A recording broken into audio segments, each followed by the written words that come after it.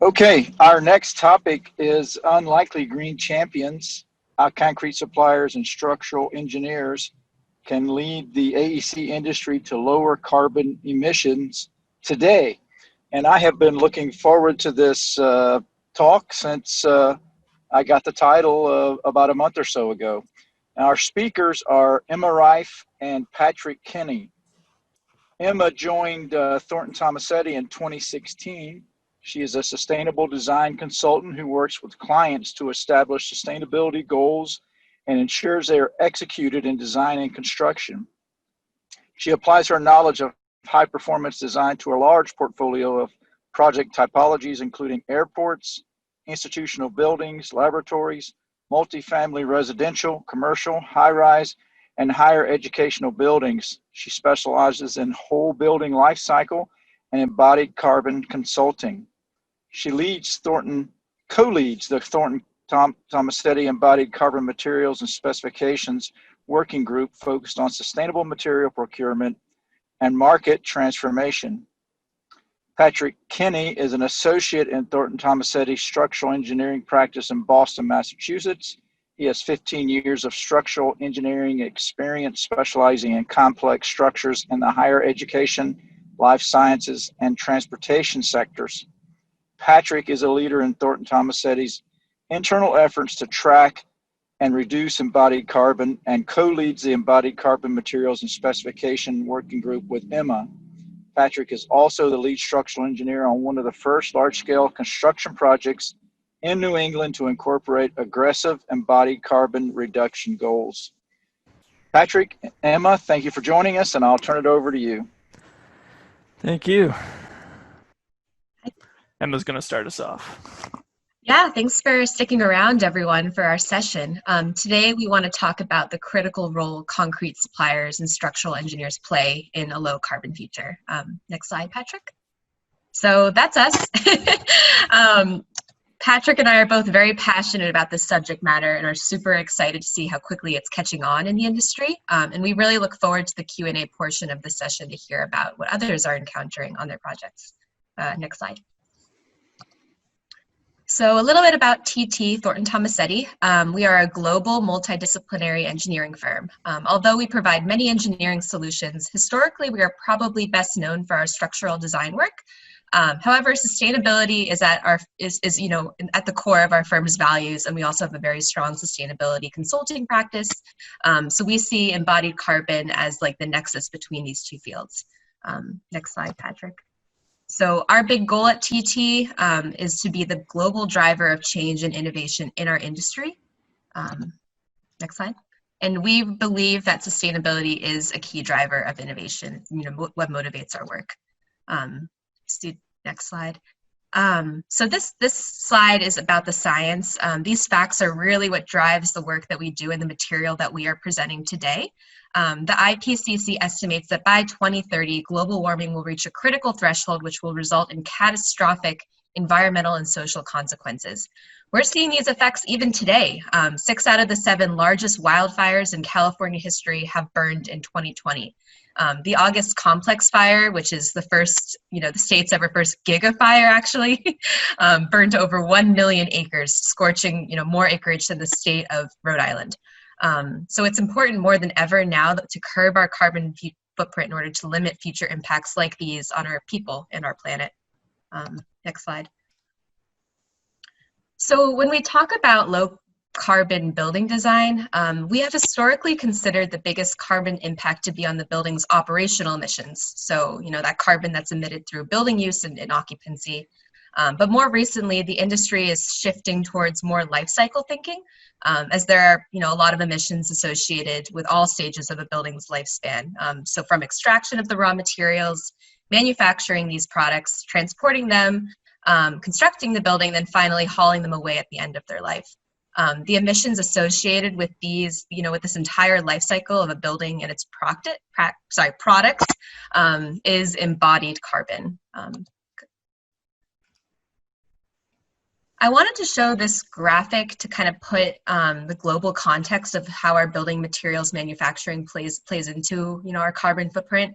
Architecture 2030 estimates that the manufacturing of concrete, steel, and aluminum products for building and infrastructure accounted for about 22% of global emissions in 2017. So this is pretty comparable to the annual building operations emissions, which are about 28%. Next slide.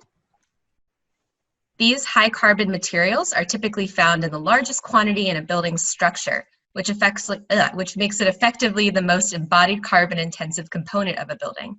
A good rule of thumb is that about 70% of the embodied carbon is in the building structure, which is why thoughtful structural design and construction is so important to meeting carbon goals.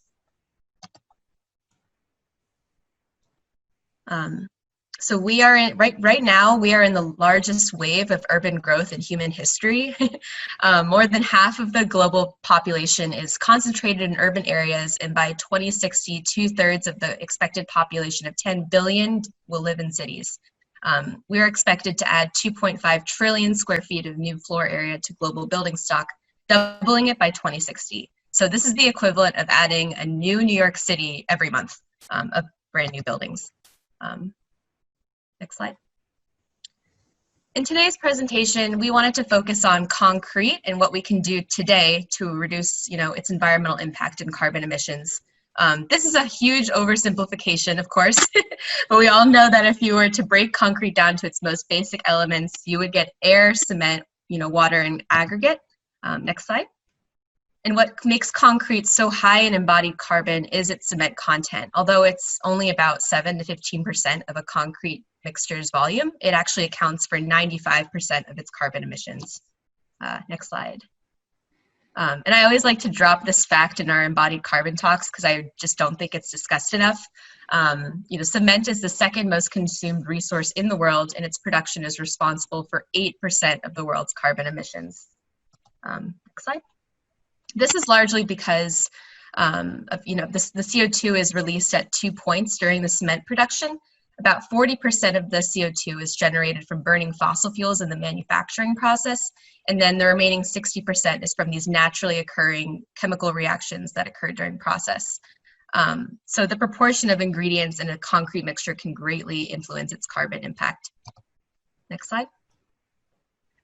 This presentation is by no means an anti-concrete campaign.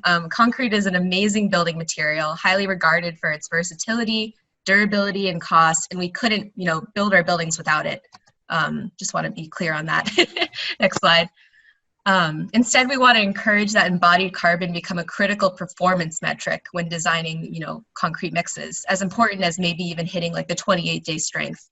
We have seen that creativity and thoughtful concrete design can be the most impactful and cost-effective way to lower a building's embodied carbon. Because we have hands-on control of our concrete mixes, we can directly influence the carbon impact of this material. Next slide. So you may be wondering what the industry drivers are right now and who's asking about embodied carbon. So one resource is, the Structural Engineers 2050 Challenge, which states quite simply that all structural engineers shall understand, reduce, and ultimately eliminate embodied carbon in their projects by 2050. TT and many of our wonderful engineering peers are signatories of the Structural Engineers Challenge. So we can't do this alone. We'll need the help of our design and supplier partners to achieve this highly ambitious goal.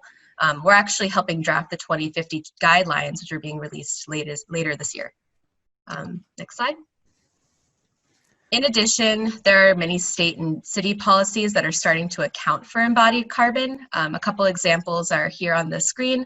Marin County out in California has, listed requirements for reporting embodied carbon content in concrete. And New York State actually has a bill that's in the House right now that would sort of allow a tax break for using lower embodied carbon concrete in state projects. Next slide. And then finally, the LEED version 4 rating system has credits which award projects that pursue this low embodied carbon target. These credits are the whole building life cycle assessment, which looks at embodied carbon on a building scale, and then building product disclosure and optimization, which looks at embodied carbon impact on more of the product scale. If you've worked on a LEED project recently, you know that these credits are pretty critical to achieving the certification goals. Go to the next slide. Thanks, Emma. This is Patrick. I'm taking over from here on out. So now that Emma has told us why embodied carbon is so important, I'm going to talk about some strategies to reduce it. So the way we want to present this is kind of through the lens of the two parties that we think have the most influence on the structure's embodied carbon, and that's the structural engineer and the concrete supplier. So first, let's talk about what the engineer can do. So I've broken this into kind of three categories.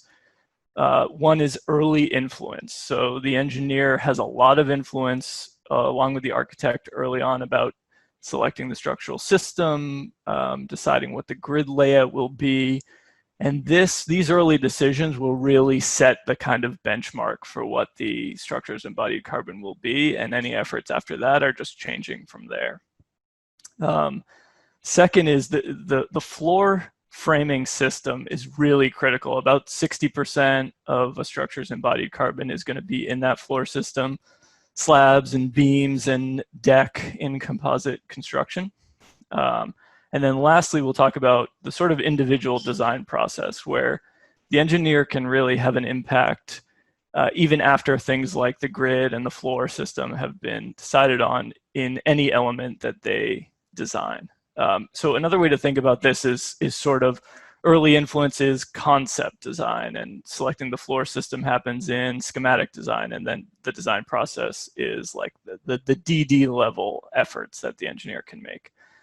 So I'm going to go through and give some examples of each of these, but a couple of things to note before going forward. You're going to see on the following slides a lot of metrics in kilograms of CO2 equivalent, and that'll be per square foot or per cubic yard, depending on what we're discussing. So that is really just this equivalent thing that shows you how many kilograms of CO2 emissions are happening to construct this whatever square foot of floor system, for instance. Also, I want to note that the sort of unit values for different types of concrete or steel that I use to calculate these things, the National Ready Mix Association has a great report that gives you values for different concrete strengths for this, and there are also tools like EC3 and OneClick that can give you these kind of unit values of embodied carbon for different materials. All right, so going forward, an example of early influence. So let's take, for example, a 6-story flat plate concrete residential building. And let's say our default, our baseline is a 20 by 20 grid, and we can get a 7-inch slab to work for that. So the embodied carbon of that structure, so the slab and the columns and the footings, would be 14.5 kilograms of CO2 per square foot built. And you can see below that as the grid size increases and your slab gets thicker as expected, your embodied carbon increases. But just note the degree to which that happens. So choosing a 20 by 20 or a 30 by 30 grid instead of 20 by 20 is increasing your embodied carbon per square foot by 50%. So these early decisions are hugely impactful on what kind of embodied carbon values your structure will be getting. And again, calling back to Emma's discussion, the structure is 70% of the embodied carbon. So these are huge numbers. So here's another example. This would be more in, say, schematic design. So I'm taking, for example, here a composite steel building. Let's say it's an office building, and we didn't have any influence on the grids to reduce embodied carbon. So we have this large 40-foot by 33-foot bay office building. So before I go through this, just a couple of drivers here. Obviously, the concrete topping slab is going to be one. The steel beams, the steel deck is going to contribute to the embodied carbon. And just to note, it's a little counterintuitive, but lightweight concrete actually by volume has about 1.7 times the embodied carbon of normal weight. It has to do with, again, the cement content. In general, higher cement contents, like for higher strength concrete, are going to give you more embodied carbon, and lower strength mixes or lower cement content mixes will give you lower embodied carbon. So let's say by default, I've done this in many office buildings. Maybe the floor system we choose is a 3-inch deck with 3 1/4-inch lightweight topping, which is the kind of the thinnest system that gives you a 2-hour rated construction. So in the lower right, there's a little chart. We've got 3 infill beams, 8 PSF for steel tonnage, and we end up with 14.5 kilograms per square foot. And let's say that's our baseline. I list a few options here, but jumping down to option D, if we change out our 3-inch for a 2-inch deck and do a little tighter spacing on our beams, and that lightweight topping to normal weight, we have a really comparable structural depth. We actually have lower steel tonnage, and we reduce the embodied carbon by 30%. Nobody is going to be able to tell the difference between these two systems. They're a 1/4-inch difference in thickness, very similar construction. There's nothing fancy or new about option D relative to option A, but just by counting the embodied carbon, we can see how drastic an impact we have by just looking at it. Okay, so moving on to the kind of the DD process, and I'll remind you that the impact of the cement content in the mix is going to be really big.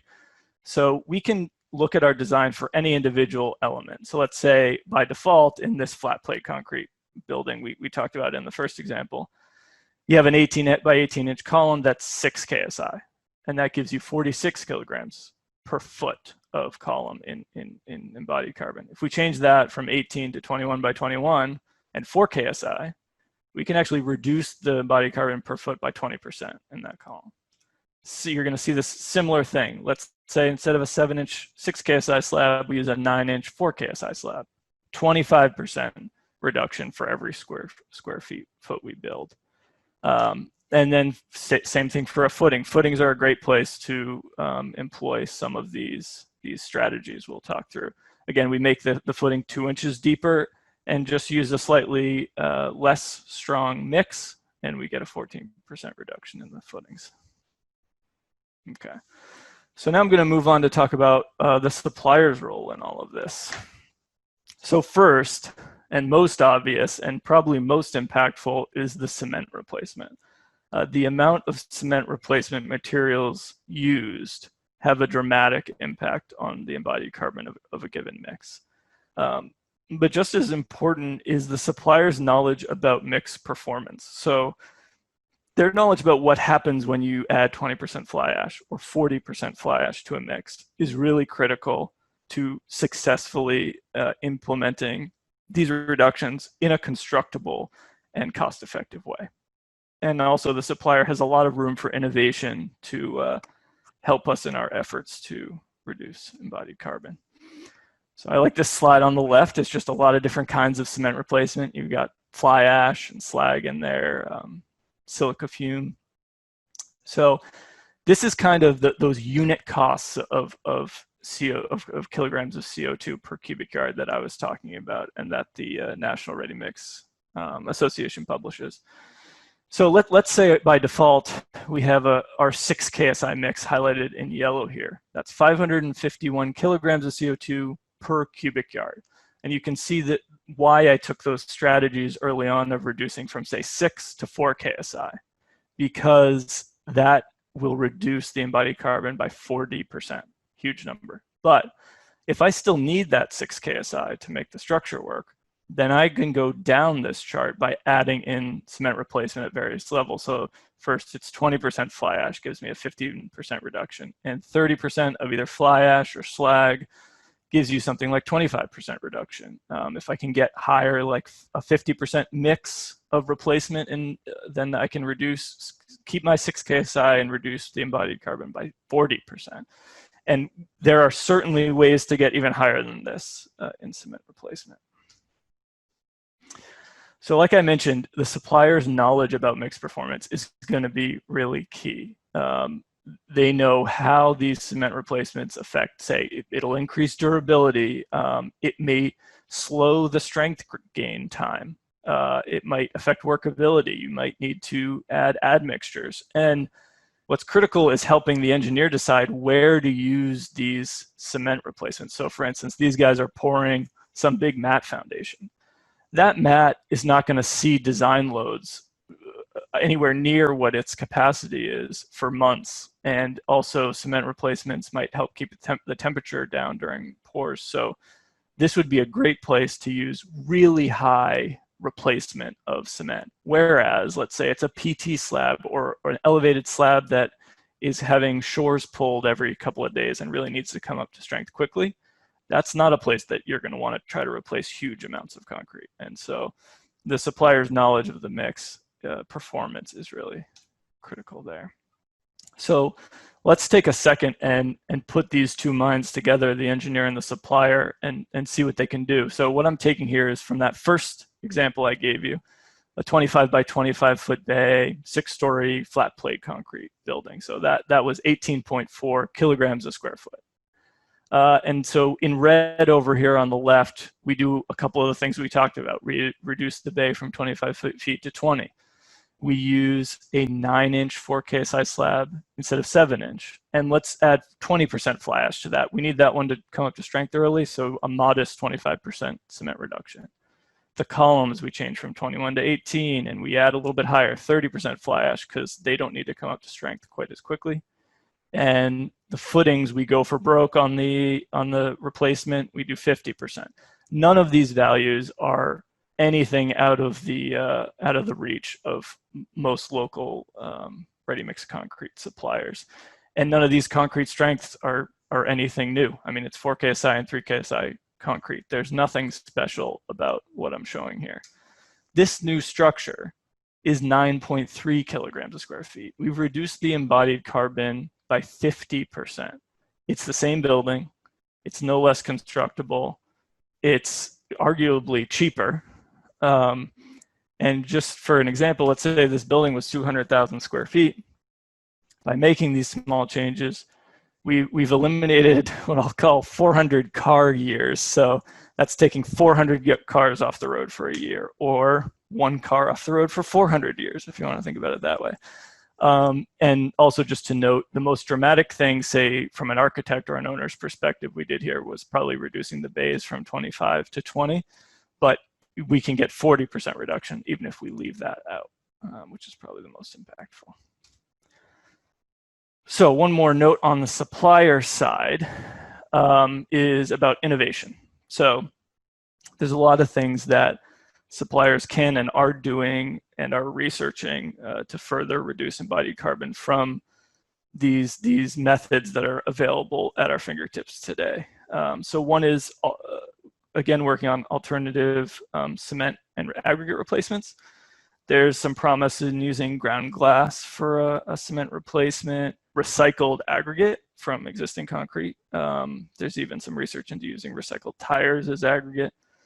And what is really promising is the second column, carbon sequestration. So you may have heard of carbon cure, which is carbon gas injection. This is injecting carbon gas that's been captured in industrial processes into your mix, and it actually crystallizes in the mix.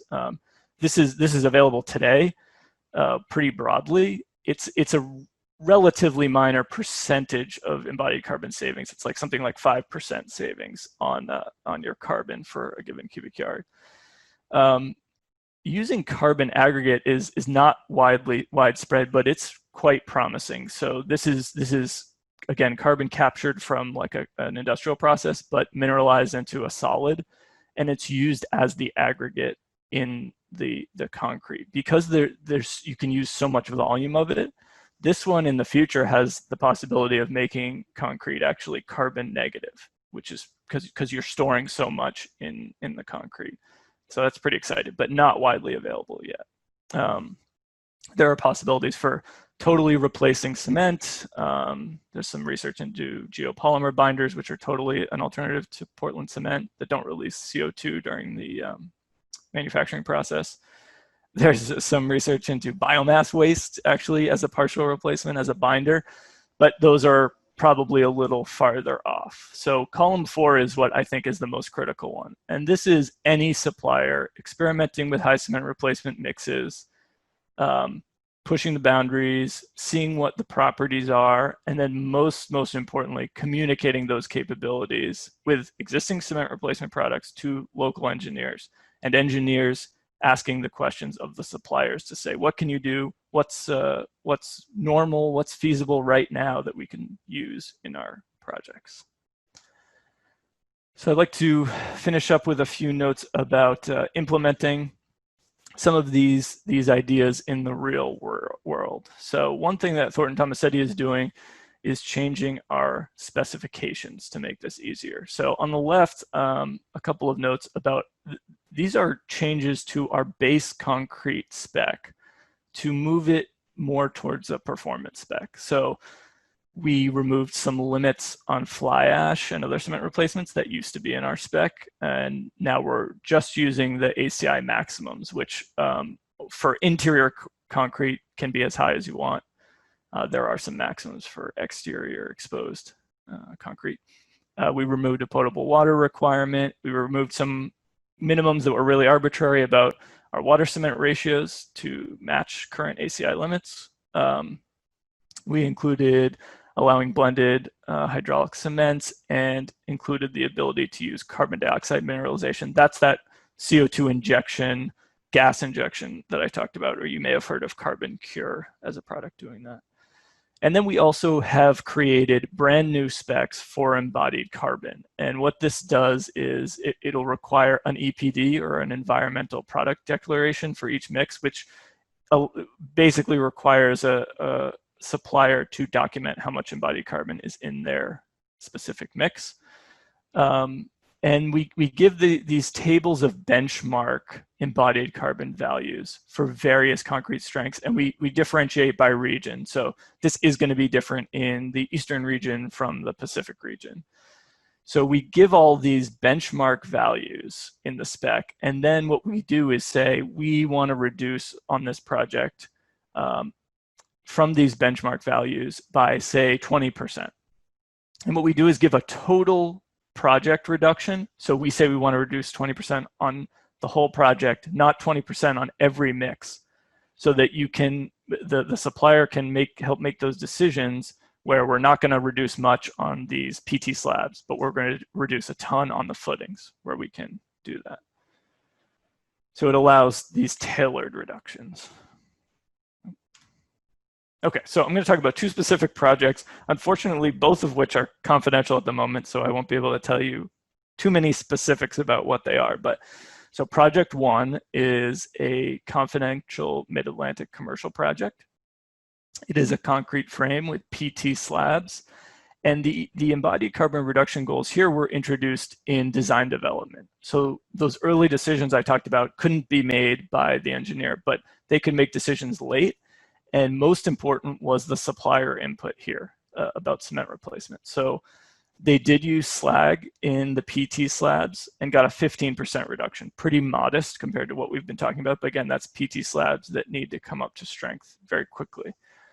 So they did major cement replacement at some regular mild steel slabs, at columns, shear walls, and foundations. And they're looking right now, they're in the middle of construction, but they're looking at a 40% reduction of embodied carbon. And again, just to reiterate, there is no fancy new technology here. It's just making the right decisions in the right places with existing technology. Project two, this is my project, a confidential New England commercial lab project. So this is a steel frame composite construction building. The EC goals were introduced earlier in schematic design here. So although we couldn't set the grids efficiently like that first example, I could use all the other strategies we talked about. So we optimized the floor system like I showed with the different deck sizes and normal weight versus lightweight, optimized that for embodied carbon. All the concrete elements while we're designing we try to optimize for embodied carbon, and we used high cement replacement where we could. And so for instance, like foundation walls had to come up to strength earlier to support some soil load, so we didn't use high replacement there. This hasn't started construction yet. I'm calling this 30 plus embodied carbon reduction. I think 30% is a minimum. We're still going through some mixed designs, and I think this project could end up even higher. So thank you very much. I hope we've given you some practical strategies that you can go out and use. Thank you. This is Emma from TT. That some of the projects, embodied carbon is still new. It's still a hot topic in the market.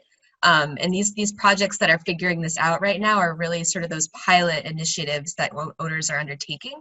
But I think over the next couple of years, there will be a dramatic increase in legislation, as well as a recognition from building certifications like LEED and others that will require this to be accounted for. So we're figuring it out as we go, and others are as well. Just trying to get ahead of this issue to meet this coming standard, basically.